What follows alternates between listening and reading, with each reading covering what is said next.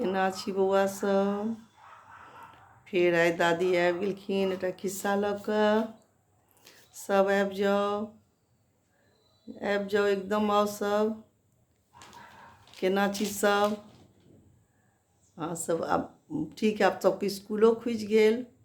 अब स्कूल जाइत हेतै बौआ सब हमरा बहुत खुशी होइए जे बच्चा सबके अब स्कूल खुजि गेलनि। अब पढ़ता स्कूल जाके फिर कनिक मस्तियो होइ छै, ठीक ने? अच्छा तऽ हम आइ की खिस्सा सुनेबै?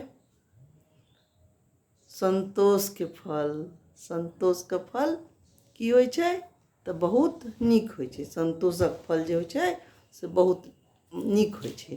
तऽ अहाँ सब सुनू खिस्सा। आब खिस्सा हम शुरू करबै। खिस्सा कहे किसनी सुन भाई मकरा, जी जान छोड़ के चारि टांग केकरा। तऽ खिस्सा शुरू छै आब। एक बेर शहरमे अकाल पड़ि गेलै। लोकके मुँह भूखसँ मरैके स्थिति आबि गेलै। बुझलिए ने बौआ सब की भेलै? अकाल। अकाल मतलब पानि नहि पड़लै, बरखा नहि भेलै जे, तऽ लोक सबके भूखे मरैके स्थिति आबि गेलै। अब देहातमे कतऽसँ औतै? खेती बाड़ी नहि हेतै तऽ खेतै केना? तऽ तखन शहरमे एकटा व्यापारी जे छलै से नीक लोक छलै, बड़ नीक लोक रहै। तऽ ओ सोचलक कि जे आब हम से लोक सबके मदद करी।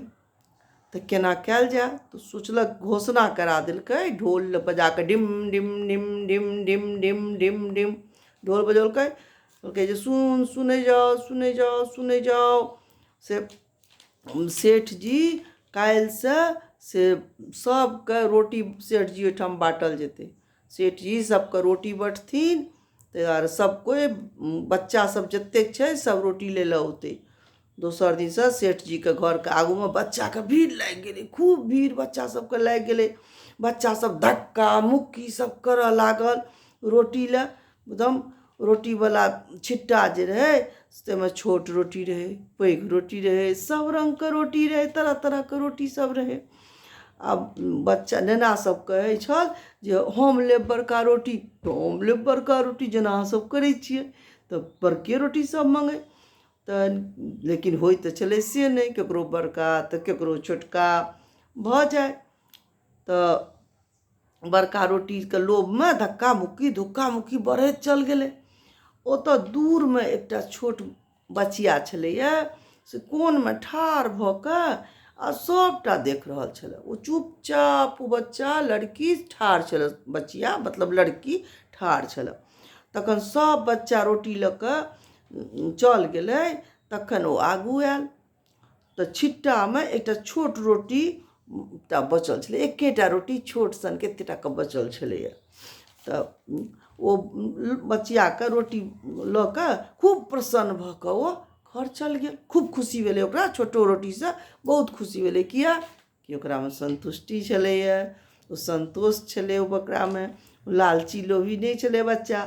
दोसर दिन रोटी बँटा रहल छल तऽ ओहिना धक्का मुक्की फेर हुअ लागल। फेर हम लेब बड़का रोटी, तऽ हम लेब बड़का रोटी, सब हल्ला हल्ला करऽ लागल। फेर ओ लड़की कोनमे ठाढ़ रहल आ ओहिना एकटा छोटका रोटी ओकरा से भेटलै। घर आबि गेल आ रोटी तोड़लक तऽ ओहिमे सोनाके सिक्का रहै। की रहै बच्चा सब? ओ जे रोटी तोड़लकै ओहिमे सोनाके सिक्का रहै। तहन ओकर माय कहलकै जो सिक्का घुरा कऽ आगा सेठ जीके दऽ अबही गे।